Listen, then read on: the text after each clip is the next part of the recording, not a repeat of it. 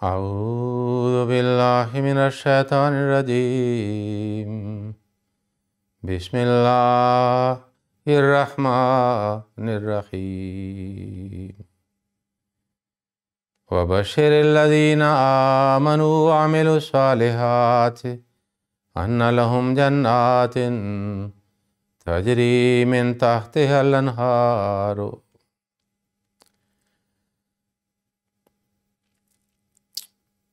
آج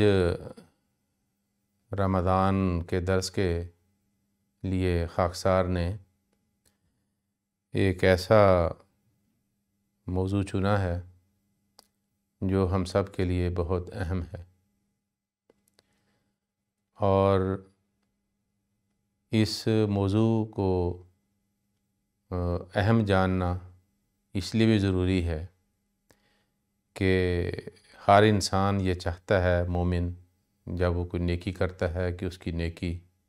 خدا تعالیٰ کے حضور مقبول ہو،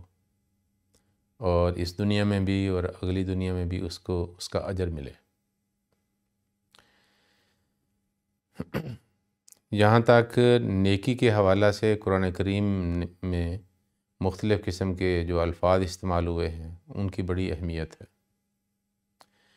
مثلاً یہی آیت جس کی تلاوت میں نے کی ہے، سورۃ بقرہ کی یہ سورۃ بقرہ کی 26 نمبر آیت ہے، اور سورۃ بقرہ کی ایک اور آیت بھی ہے جس میں نیکی کے لیے ایک اور لفظ استعمال ہوا ہے، اور اللہ تعالیٰ فرماتا ہے لیس البر ان تولوا وجوہکم قبل المشرق والمغرب ولکن البر من آمن باللہ والیوم الآخر۔ نیکی کے حوالہ سے قرآن کریم میں کبھی تو البر کا لفظ آیا ہے، کبھی عمل صالح کا لفظ استعمال ہوا ہے، اور کبھی حسنۃ کا لفظ استعمال ہوا ہے۔ اب ان میں بڑی حکمت ہے۔ مثلاً حسنۃ کا جب لفظ نیکی کے لیے استعمال ہوا ہے تو اس کا جو مادہ ہے وہ ہا سین نون ہے، حسن یعنی خوبصورتی۔ تو ایک اچھا کام حسنہ اس وقت کہلائے گا جب اس میں خوبصورتی بھی ہو۔ بعض اوقات ہم دیکھتے ہیں کہ کوئی انسان سمجھتا ہے میں نے کوئی بڑا اچھا کام کیا ہے، بڑا سچ بولا ہے، لیکن سچ بولنا یا وہ اچھا کام کرنا اس طرز پہ ہوتا ہے کہ وہ اپنی خوبصورتی کھو دیتا ہے، تو وہ پھر حسنۃ نہیں کہلا سکتی۔ اسی طرح عمل صالح وہ عمل ہے جس میں کسی قسم کا نقص نہ ہو۔ عربی میں صحت مند جسم کے لیے جس میں کوئی بیماری نہ ہو صالح کا لفظ استعمال کرتے ہیں۔ تو عمل اس وقت صالح ہوگا جب اس میں کسی قسم کا نقص نہ ہو جو اس نیکی کو کمزور کر دے یا کم درجہ کر دے یا نیکی کو ختم کر دے۔ اس کی مثال یہ لی جا سکتی ہے کہ جیسے انسان کوئی بہت اچھا درخت لگائے یا پودا لگائے، اچھے پھولوں والا، یا درخت لگائے جو اچھے پھلوں والا ہو، لیکن یہ بھی ممکن ہے کہ اس کے بیج میں کوئی نقص ہو، اس کو کیڑے نہ لگے ہوئے ہوں۔ یہ بھی ہو سکتا ہے کہ جب وہ پودا لگایا جائے وہ زمین اچھی نہ ہو، یا یہ کہ جب اگے تو ساتھ نقصان دہ گھاس وغیرہ بھی اگ جائے، ساتھ کوئی اور جڑی بوٹیاں ہوں جو اس میں نقص پیدا کر دیں، یا بعد میں زمین ایسی ہو کہ اس کے تنے میں، اس کی شاخوں میں، اس کے پتوں میں، پھولوں میں اور پھل میں کوئی نقص پیدا ہو جائے، اور اگر اس کو دور نہ کیا جائے تو پھر وہ پھل ویسے مفید نہیں ہوگا جیسے تمام قسم کے نقائص سے پھل مفید ہو۔ تو اسی طرح جب ہم نیکی کرتے ہیں تو بسا اوقات اس نیکی کے ساتھ بعض ایسے کیڑے مکوڑے، جڑی بوٹیاں لگ جاتی ہیں جو اس نیکی میں نقص پیدا کر دیتی ہیں، اور بعض اوقات وہ انسان کے لیے تکلیف کا باعث بھی ہوتی ہیں۔ خدا تعالیٰ کے حضور وہ نیکی رہتی نہیں ہے۔ جس طرح وہ پھل جس میں کیڑا ہو، لگ چکا ہو، یا کوئی اور نقص ہو اور انسان کھائے بجائے صحت کے وہ بیمار ہو سکتا ہے۔ بالکل نیکیوں کا بھی یہ حال ہے۔ تو اس لیے بعض ایسی باتیں ہیں جس کا خیال رکھنا بہت ضروری ہے تاکہ ہم اپنی نیکیوں کی حفاظت کر سکیں۔ یہی آج کے درس کا موضوع ہے کہ نیکیوں کی حفاظت کے ذرائع کیا ہیں۔ خاک سار آج 4 یا 5 ذرائع جو ہے آپ کے سامنے بیان کرے گا، جو ایسی باتیں ہیں جن کا خیال رکھنا ضروری ہے تاکہ نیکی نیکی رہے۔ انسان جب اچھا کام کرتا ہے تو اچھے کام کے بعد اس کو کئی قسم کے خیالات پیدا ہوتے ہیں کہ اس کا کوئی رسپانس ہو لوگوں کی طرف سے اور اس کی تعریف ہو۔ تو اگر یہ خیال پیدا ہو گیا تو پھر نیت یہ کہ نیکی تو انسان خدا کو خوش کرنے کے لیے کرتا ہے، خیال چلے گیا کہ لوگ خوش ہوں، میری تعریف کریں، میری واہ واہ کریں، تو پھر گویا کہ نیکی جو ہے وہ لوگوں کے لیے ہو گئی۔ حالانکہ اللہ تعالیٰ نے اس آیت میں جو میں نے بعد میں پڑھی ہے کہ نیکی وہ یہ نہیں ہے کہ مغرب یا مشرق کی طرف تم رخ کر کے خدا کی عبادت کرو یا رخ کرو۔ نیکی وہ ہے من آمن باللہ، نیکی تو اس کی ہے جو اللہ پہ ایمان لاتا ہے اور آخرت پہ ایمان لاتا ہے۔ اس لیے نیکی کی تاکہ خدا تعالیٰ خوش ہو، خدا تعالیٰ کی طرف سے اجر ملے، اس کی طرف سے مجھے اچھا سمجھا جائے اور آخرت میں جس کا ثواب ملے، وہ ہے نیکی۔ لیکن بعض ایسی باتیں انسان کے ذہن میں آ جاتی ہیں، بعض رویے انسان نیک کام کرنے کے بعد اختیار کرتا ہے جس کی وجہ سے اپنی کی ہوئی نیکی کو وہ خود ضائع کر دیتا ہے۔ ان میں سے پہلا جو خاک سار بیان کرنا چاہتا ہے وہ ریاکاری ہے۔ یعنی نیک عمل تو نیک ہے اور ہر کوئی وہ عمل کرتا ہے تاکہ خدا خوش ہو، اور انسان جب یہ عمل کرتا ہے اور کہتا بھی یہ ہے، اور ابتدائی طور پہ نیت بھی اس کی یہ ہو سکتی ہے کہ تاکہ خدا خوش ہو، لیکن پھر نیت بعد میں اس میں کھوٹ پیدا ہو جاتا ہے، ایسے ایسے خیالات آتے ہیں تاکہ لوگ دیکھیں اور لوگ مجھے اچھا کہیں، جس کی وجہ سے ریاکاری کا وہ یعنی کہ سبب بن جاتی ہے اور پھر عمل ضائع ہو جاتا ہے۔ بجائے خدا سے خوشنودی حاصل کرنے کی انسان بندوں کی خوشنودی جو ہے اس حاصل کرنے کی کوشش کرتا ہے، اور بہانے سے، جس طرح پنجابی میں کہتے ہیں آنے بہانے سے کوشش کرتا ہے کہ لوگ اس کو دیکھیں اور خوش ہوں اور مجھے کہیں کہ تو نے اچھا کام کیا۔ مثلا نماز کے حوالہ سے، اب نماز اب کہتے ہیں خدا کی عبادت کرنی ہے، لیکن اس میں بھی ہے، اللہ تعالیٰ قرآن کریم میں فرماتا ہے ان المنافقین یخادعون اللہ وہو خادعهم واذا قاموا الی الصلاۃ قاموا کسالی یراؤون الناس ولا یذکرون اللہ الا قلیلا۔ یہ سورۃ النساء میں ہے کہ وہ لوگوں کو دکھانے کے لیے نماز پڑھتے ہیں، ولا یذکرون اللہ الا قلیلا، بہت ہی کم یا بالکل خدا کا ذکر نہیں کرتے، بلکہ نماز پڑھنے کا مقصد یہ ہوتا ہے لوگ کہیں کہ یہ بھی مسلمانوں اور مومنوں میں شامل ہیں، لوگوں کی خوشنودی کے لیے۔ تو اللہ کہتا ہے کہ اگر وہ نمازیں پڑھ کے دھوکہ دے دیں گے خدا تعالیٰ کو کہ ان کو اجر مل جائے گا، حالانکہ وہ خدا کے لیے نہیں پڑھتے، تو اللہ تعالیٰ کہتا ہے میں ان کو دھوکے میں مبتلا کر دیتا ہوں، پھر وہ سمجھتے رہیں گے لیکن ان کی عبادت قبول نہیں ہوگی، کیونکہ خدا کے لیے نہیں ہے، وہ عمل خدا کو دکھانے کے لیے نہیں ہے۔ پھر اللہ تعالیٰ بعض نمازیوں کا ذکر کرتا ہے سورۃ الماعون میں کہ فویل للمصلین الذین هم عن صلاتهم ساہون، کہ ان نمازیوں کے لیے ہلاکت ہو جو اپنی نمازوں سے غافل ہو گئے۔ کیا غفلت ہے کہ نماز خدا کے لیے پڑھنی ہے تاکہ وہ خوش ہو، اس کی محبت حاصل ہو، اس کا قرب حاصل ہو، دنیا اور آخرت میں اس کا اجر ملے انسان کو۔ وہ کہتے ہیں الذین هم یراؤون، وہ تو دکھاوے کی نماز پڑھتے ہیں۔ حضرت مسیح موعود علیہ السلام ایک جگہ بیان کرتے ہیں اپنی کتب میں کہ ایک شخص تھا، وہ بڑی نمازیں پڑھتا تھا اور نمازوں میں بعض کا رکت بھی پیدا ہو جاتی ہے، وہ زیادہ خطرناک اور احتیاط کا وقت ہوتا ہے۔ انسان کے دل میں خیال آتا ہے کہ لوگ بڑی اچھی نماز پڑھ رہا ہے اور بڑی رو رو کے دعائیں کرتا ہے۔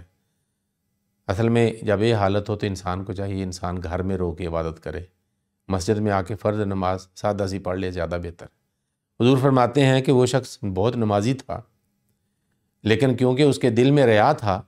وہ جب بھی باہر نکلتا تھا گھر سے تو سارے لوگ کہتے تھے، چھوٹے بھی اور بڑے بھی، بڑا ریاکار ہے، اپنے آپ کو بڑا متقی سمجھتا ہے، بڑا پرہیزگار سمجھتا ہے۔ کہتے ہیں اس کو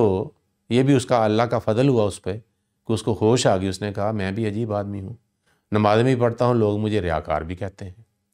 تو کیا فائدہ ایسی نمازوں کا جو لوگوں کو دکھانے کے لیے ہوں۔ کہتے ہیں اس نے نمازیں پھر چھپ چھپ کے پڑھنی شروع کر دی، اور پھر کچھ عرصے کے بعد جب بھی لوگوں کے سامنے وہ آتا تو لوگ کہتے بہت اچھا آدمی ہے،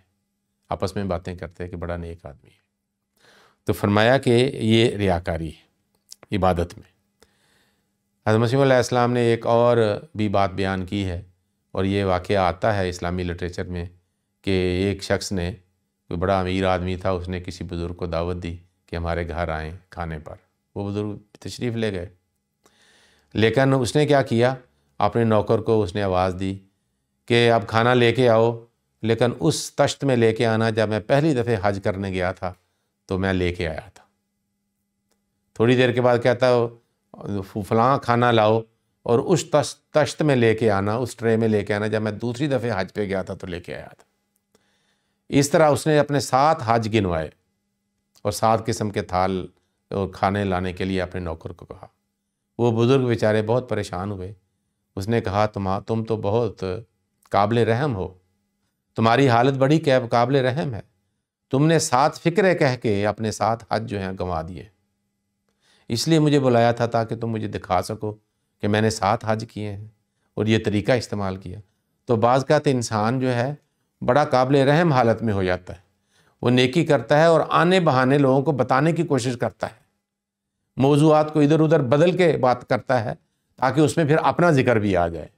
کہ میں نے روزے رکھے تھے، میں نے عبادتیں کی تھیں، میں نے یہ نفلی روزے، یہ تکلیف اٹھائی،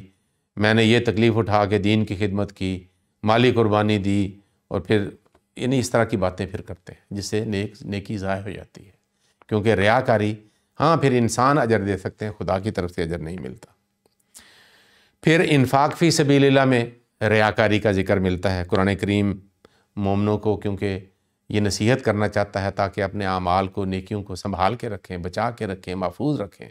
تاکہ صرف خدا کے لیے وہ ہوں۔ اللہ تعالیٰ فرماتا ہے سورۃ النساء میں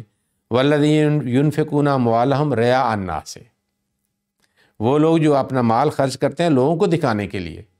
فرمایا لا یؤمنون باللہ ولا بالیوم، وہ بھی اللہ پہ ایمان نہیں رکھتے، نہ آخرت پہ ایمان رکھتے ہیں، کیونکہ لوگوں کو دکھانے کے لیے۔ اور آگے فرماتا ہے وہ تو شیطان کے ساتھی ہیں، کیونکہ جو خدا کو گوئے پہ خدا پہ ایمان ہی نہیں ہے۔ پھر جہاد ہے، حضرت صلی اللہ علیہ وسلم کے زمانہ میں تو جان کی قربانی دینی پڑتی تھی جب دفاعی جنگیں تھیں، جو جنگ میں جاتا تھا ناممکن تھا کہ شاید ممکن نہیں تھا کہ زندہ ہی واپس آئے، بعض کا انسان شہادت نصیب ہوتی ہے اس کو۔ تو اللہ تعالیٰ فرماتا ہے ایک ایسی قوم کے لیے ولا یکونوا، فرمایا کہ تم ایسے نہ بن جاؤ جو لوگ خرجوا من دیارہم، جو اپنے گھر سے نکلتے بطران، اتراتے ہوئے، ریا الناس، لوگوں کو دکھانے کے لیے کہ ہم خدا کے راستے میں جہاد کر رہے ہیں۔ تو فرمایا یہ ریا ہے۔ تو اللہ تعالیٰ کہتا ہے واللہ، اللہ تعالیٰ جو ہے وہ جانتا ہے، اللہ تعالیٰ جو ہے تمہارے اعمال کو احاطہ کرنے والا، یعنی وہ تمہارے اعمال کو تباہ کر دے گا، کیونکہ وہ خدا کے لیے نہیں ہے بلکہ لوگوں کو دکھانے کے لیے۔ تو اس لیے اس سے بچنا چاہیے۔ دوسری بات ہے کہ انسان جب نیکی کرتا ہے یا قربانی کرتا ہے تو احسان جتاتا ہے اور لوگوں کو تکلیف میں مبتلا کرتا ہے اپنی نیکی کی وجہ سے، کیونکہ ان کو جتلائے گا، لوگوں کو کہے گا تم ایسے ہو اور دیکھو میں نے قربانی کی، باوجود اتنے مسائل ہیں میرے اور تم نے ایسا کیا۔ تو یہ جتلانا، احسان جتلانا اور ایذاء جو ہے لوگوں کو دینا اپنی نیکی کی وجہ سے، اس سے بھی اعمال جو ہیں وہ ضائع ہو جاتے ہیں۔ اللہ تعالیٰ سورۃ بقرہ میں فرماتا ہے لا تبطلوا صدقاتکم بالمن والاذی، تم اپنے مالی قربانیوں کو احسان جتلا کر اور لوگوں کو تکلیف کا باعث بنا کر، لوگوں کو تکلیف دے کے اپنی باتوں سے اور طعنہ زنیاں کر کر کے تو اپنے اعمال کو، اپنی نیکیوں کو، مالی قربانی کو ضائع نہ کرو، باطل مت کرو، کیونکہ جو ایسا کرتا ہے وہ ریا کرتا ہے۔ ولا یؤمن باللہ والیوم الآخر، وہ بھی اللہ اور اس آخرت پہ ایمان نہیں رکھتا، کیونکہ نہ خدا کو دکھانے کے لیے عمل ہے اور نہ ہی آخرت میں اجر کے لیے ہے، بلکہ وہ اس لیے کرتا ہے تاکہ لوگوں کو تان کرے، احسان جتایا کہ میں نے تو یہ قربانی کی ہے، میں نے تو یہ قربانی کی ہے۔ یہاں تک کہ اللہ تعالیٰ قرآن کریم میں ہی یہ بیان فرماتا ہے کہ ایسے لوگوں کی تو مثال ایسی چٹان کی سی ہے جس پہ بارش پڑتی ہے اور چٹان کے اوپر کچھ بھی نہیں رہتا، نہ کچھ اگ سکتا ہے، اگر وقتی کے طور پہ اگے بھی تو وہ بھی ختم ہو جاتا ہے، کیونکہ چٹان پہ تو پانی جو ہے ٹھہرتا ہی نہیں ہے اور نہ وہاں کو مٹی ٹھہر سکتی ہے۔ تو فرمایا کہ ان کے اعمال بھی ایسے ہی ہیں، اجر کے لیے کچھ بھی نہیں رہتا۔ اور ایسے لوگ جو ہیں احادیث میں بھی آتا ہے کہ وہ یعنی کہ احسان جتاتے ہیں۔ یہ احادیث میں آتا ہے کہ وہ لوگ جو اپنے اعمال کا احسان جتاتے ہیں لوگوں پر، ان کے بارے میں آن صلی اللہ علیہ وسلم نے 3 دفعے فرمایا کہ قیامت والے دن نہ اللہ ان سے کلام کرے گا، نہ ان کی طرف دیکھے گا، اور نہ ہی ان کو پاک کرے گا، اور ان کے لیے عذاب علیم ہوگا، کیونکہ یہاں تکلیف کا باعث بنتے تھے، اپنی نیکیاں کر کے، قربانیاں کر کے لوگوں کو تکلیف میں ڈالتے تھے، طعنہ زنی کرتے تھے، تو فرمایا ان کو عذاب علیم ہی ملے گا، اور نہ اللہ دیکھے گا، نہ پاک کرے گا، اور نہ ہی ان سے کوئی کلام کرے گا، گویا کہ خدا تعالیٰ نے ناراضگی کا اظہار کیا ہے۔ اسی لیے اللہ تعالیٰ نے آگے سورۃ بقرہ کی جو آیات ہیں اس میں یہ بھی فرمایا ہے کہ ایسے شخص کی جس کی ایسی عادت ہو، بہتر ہے کہ وہ اچھی بات کر لیا کرے، مالی قربانی بے شک نہ کرے۔ قول معروف و مغفرۃ خیر من صدقۃ یتبعھا اذی، جس قربانی کے بعد تم نے لوگوں کو تکلیف میں مبتلا کرنا ہے اور تانے دینے ہیں کہ میں نے کی ہے اور تم نے نہیں کی، تو فرمایا اس سے بہتر ہے کہ انسان کوئی اچھی اور مناسب بات کر لے دنیا کے سامنے، لوگوں کے سامنے، تو وہ زیادہ بہتر ہے مالی قربانی سے۔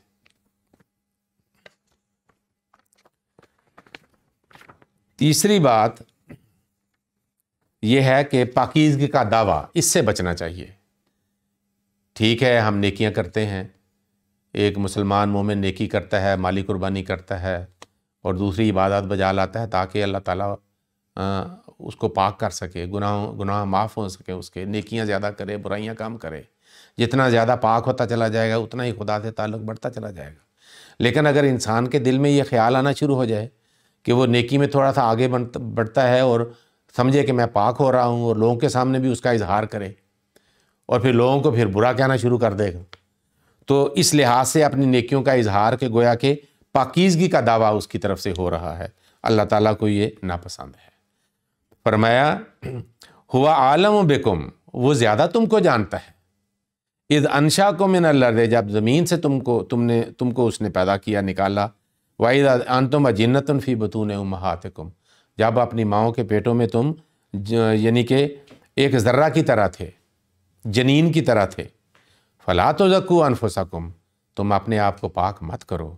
وَهُوَ أَعْلَمُ بِمَنِ اتَّقَىٰ، خدا زیادہ جانتا ہے کہ زیادہ تقویٰ، زیادہ پرہیزگار کون ہے، زیادہ نیک کون ہے، زیادہ پاک باز کون ہے۔ انسان کو کیا ضرورت ہے کہ وہ اپنے آپ کو پاک کرے، اسی لیے اللہ تعالیٰ نے نصیحت کی فَلَا تُزَكُّوا أَنفُسَكُمْ، اپنے آپ کو پاک مت ٹھہراؤ۔ پھر ایک اور آیت ہے، یہ سورۃ نجم کی آیت تھی، سورۃ النور میں اللہ تعالیٰ مومنوں کو نصیحت کرتے ہوئے کہتا ہے کہ لا تتبعوا خطوات الشیطان، کہ شیطان کے قدموں کے پیچھے نہ چلو، کیونکہ وہ برائی کا حکم دیتا ہے، نامناسب باتوں کا حکم دیتا ہے۔ پھر اللہ تعالیٰ کہتا ہے کہ اگر خدا کا فضل نہ ہوتا ما زکا منکم من احد ابدا، تم میں سے کوئی بھی کبھی بھی پاک نہ ہو سکتا۔ یہ خدا کا فضل ہے کہ وہ اپنے فضل سے تم کو پاک کرتا ہے، تمہاری نیکیاں قبول کرتا ہے، اور اس لیے فرمایا وَلَٰكِنَّ اللَّهَ يُزَكِّي مَن يَشَاءُ، خود بخود کوئی بھی پاک نہیں ہو سکتا۔ ما زکا منکم من احد ابدا، تم میں سے کوئی بھی اپنی کوشش اور محنت سے پاک نہیں ہو سکتا۔ وَلَٰكِنَّ اللَّهَ يُزَكِّي مَن يَشَاءُ، لیکن اللہ تعالیٰ جس کو چاہتا ہے اس کو پاک کرتا ہے۔ تو اس لیے خدا سے مانگنا چاہیے کہ خدا مجھے پاک کر دے، صاف کر دے، اور گناہوں سے دھو دے۔ انسان یہی دیکھ لے، سورۃ فاتحہ میں مثلاً آتا ہے کہ رب ہے، رحمان ہے، رحیم ہے، مالک ہے، سب کچھ تو خدا نے دیا ہے، ہم انسان کا اپنا تو کچھ بھی نہیں ہے۔ تو کسی کے دیے ہوئے کی وجہ سے انسان تکبر میں مبتلا ہو جائے اور اپنے آپ کو سمجھنے لگ جائے، ایسا ہی ہے جس نے قرضہ لیا ہو کسی نے 2-4 لاکھ کا اور سمجھے میں بہت امیر ہو گیا ہوں، وہ جب چاہے تم سے قرض واپس لے لے گا، یہ تو کوئی امانت نہیں ہے۔ تو وہ کیا پاکیزگی ہے کہ اگر انسان نے کچھ حاصل کیا بھی ہے وہ خدا کی دی ہوئی دین اور خدا کے دیے ہوئے قوا جو ہیں اس کے ذریعہ سے انسان نے کام کیا ہے، تو یہ تو خدا کا فضل ہے۔ اس لیے انسان کو چاہیے کہ جتنا زیادہ اگر وہ روحانیت میں بڑھتا ہے تو اپنے زیادہ اس کو اپنے نقص، اپنی خامیاں، اپنے گناہ اس کو یاد آئیں تاکہ اور زیادہ پاک ہو جائے۔ جس طرح کسی نے کہا ہے کہ ہر کے عارف ترست ترساں ترست، جتنا زیادہ کوئی عارف ہو جاتا ہے اتنا ہی زیادہ خدا سے وہ ڈرتا ہے، اتنا ہی زیادہ اس کو اپنی خامیاں، اپنی کمزوریاں نظر آتی ہیں، اتنے ہی زیادہ اپنے گناہ اس کو نظر آتے ہیں، وہ باریک سے باریک گناہوں کو بھی بڑا دیکھتا ہے۔ اس لیے فرمایا انما یخشی اللہ من عبادہ العلماء، کہ انسانوں میں سے جو حقیقی عالم ہیں، جن کو علم ہے اپنا بھی اور خدا کی صفات کا بھی، وہ زیادہ خدا سے ڈرتے ہیں۔ چوتھی بات جو ہے جو خطرناک ہے اور ہماری نیکیوں کو ضائع کرتی ہے وہ ہے اپنی بڑائی اور تکبر میں مبتلا ہونا، اس سے بچنا چاہیے۔ اللہ تعالیٰ قرآن کریم میں سورۃ لقمان میں حضرت لقمان کی حوالہ سے نصیحت فرماتا ہے وَلَا تُصَعِّرْ خَدَّكَ لِلنَّاسِ وَلَا تَمْشِ فِي الْأَرْضِ مَرَحًا، کہ زمین میں اکڑ اکڑ کے مت چال، اپنے گال مت پھلا لوگوں کے سامنے۔ ان اللہ لا يحب كل مختال فخور، جو تکبر میں مبتلا ہے، اپنے آپ میں فخر کرتا ہے اور اپنی بڑائی کرتا ہے، اللہ کو ناپسند ہے۔ اور پھر تکبر کا اظہار کیسے ہوتا ہے؟ کبھی اپنی بڑائی ظاہر کرتا ہے، کبھی اپنی پاکیزگی ظاہر کرتا ہے، کبھی اپنی امارت ظاہر کرتا ہے، کبھی اپنی صحت ظاہر کرتا ہے، کبھی سمجھتا ہے کہ میں نے اچھے کام کیے ہیں، میں قابل تعریف ہوں، اور کبھی اکڑ اکڑ کر چلتا ہے۔ کبھی زبان سے تکبر ظاہر ہوتا ہے، کبھی آنکھوں سے، کبھی ناک سے، ٹھیک ہے، کبھی ہاتھ سے، کبھی پاؤں سے، کبھی سر سے، کہ ایسے دنیا کے سامنے اپنے آپ کو پیش کرتا ہے اور بات کرتا ہے کہ لوگ گویا کہ دوسرے لوگ جو ہیں کوئی حیثیت ہی نہیں رکھتے۔ تو اس کی مختلف شکلیں ہیں اور مختلف صورتیں ہیں انسان جن میں مبتلا ہوتا ہے۔ تو اس لیے اللہ تعالیٰ سورۃ بنی اسرائیل میں فرماتا ہے لا تمشِ فی الارض مرحا، زمین میں اکڑ اکڑ کر مت چل، یہ زمین خدا کی ہے۔ تو اس لیے یہ تمام جو صورتیں ہیں کبر کی، اس سے انسان کو بچنا چاہیے۔ اسی لیے اللہ تعالیٰ فرماتا ہے کہ اِنَّ أَنكَرَ الْأَصْوَاتِ لَصَوْتُ الْحَمِيرِ، سب سے بری آواز جو اونچی ہے وہ گدھے کی ہے۔ تو بعض کا انسان اونچی آواز سے بھی اپنا بڑا ہونا، جابر ہونا، طاقتور ہونا، صاحب اختیار ہونا ظاہر کر رہا ہوتا ہے اور لوگوں کو گھٹیا دیکھتا ہے۔ وہ یاد رہے کہ حضرت صلی اللہ علیہ وسلم نے فرمایا ہے لا يدخل الجنة من كان في قلبه مثقال ذرة من کبر، ایک ذرہ برابر بھی اگر کسی کے دل میں تکبر ہے تو جنت میں داخل نہیں ہوگا۔ تکبر کیا ہے؟ بطر الحق کے،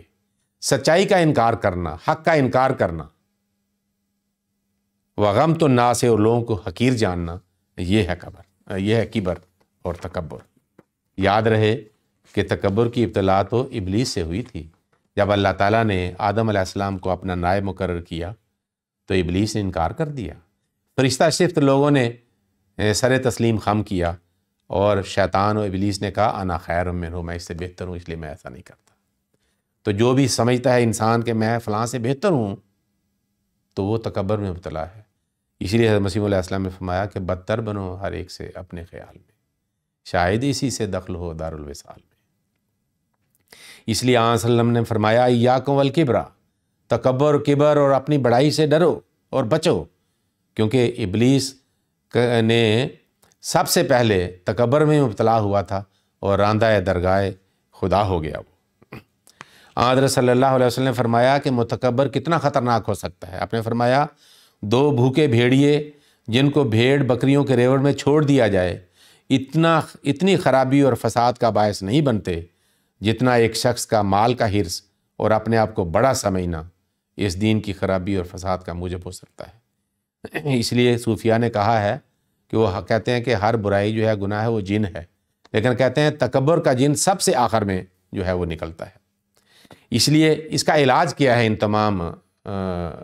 باتوں کا جو ہماری نیکیوں کو ضائع کرتی ہیں؟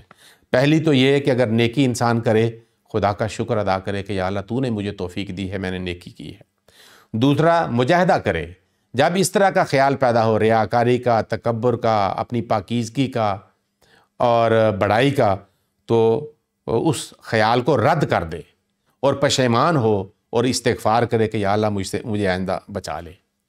تسبیحات ہم کرتے ہیں نماز کے بعد، تو کیوں خیال ہمیں پیدا نہیں ہوتا اس وقت سبحان اللہ کہیں کہ اللہ پاک ہے، میں پاک نہیں، الحمدللہ کہیں اللہ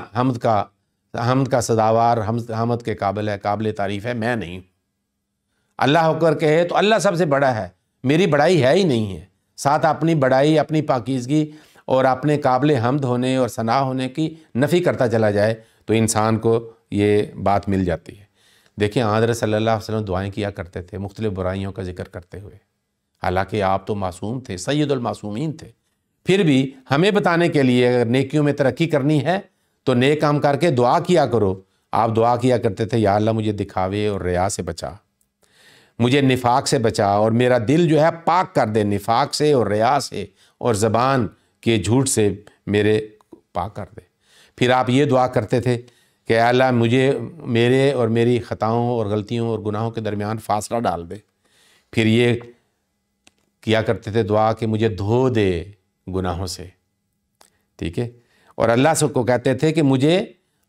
اللہم آت نفسی تقواہا، اس کا حقیقی تقوی مجھے عطا کر، وَأَنْتَ خَيْرُ مَنْ زَكَّاهَا، تو سب سے بہتر ہے جو کسی کو پاک کر سکتا ہے، تو مجھے پاک کر دے، تو مجھے ولی بن جا۔ پھر انسان کو چاہیے کہ استغفار کیا کرے تاکہ اس طرح کی جو کمزوریاں ہیں یا چھپ جائیں یا دب جائیں یا اللہ تعالیٰ ان کو مٹا کے رکھ دے، اور پھر انسان آسانی سے نیکیوں کا سفر جو ہے تیزی سے کرنا شروع کر دے۔ کیونکہ یہ جو خیالات ہیں بڑائی کا، فخر، مباحات، ریاکاری اور اپنی پاکیزگی کا، یہ انسان کو پیچھے لے کے جاتی ہیں، نیکیوں میں آگے نہیں جانے دیتی۔ جس طرح زمین جو ہے اپنی طرف کھینچتی ہے، یہ بھی سارے زمینی خیالات ہیں، زمینی نیتیں ہیں، وہ ہمیں اپنی طرف کھینچتی ہیں اور آسمان کی طرف ہمیں نہیں جانے دیتی۔ ہمیں چاہیے کہ اس طرح کے جب بھی خیال پیدا ہوں خدا کے حضور جھکیں، سجدوں میں اور رکوع میں اپنی زبان میں ایسی کمزوریوں کا ذکر کر کے اللہ تعالیٰ سے مدد مانگیں اور اس کو کہیں کہ یا اللہ میرے یہ گناہ بخش، میرے یہ خیالات جو ہیں ان کو دور کر دے، میری نیتوں کو پاک اور صاف کر دے، میں ایسے کام کروں جو تیری نظر میں مقبول ہوں۔ یہی مجھے چاہیے کہ اس دنیا میں اور آخرت میں تو میرے ساتھ ہو اور مجھے تو اپنی نظر میں پاکیزگی عطا کر۔ اللہم صلی علی محمد وعلی آل محمد وبارک وسلم انک حمید مجید۔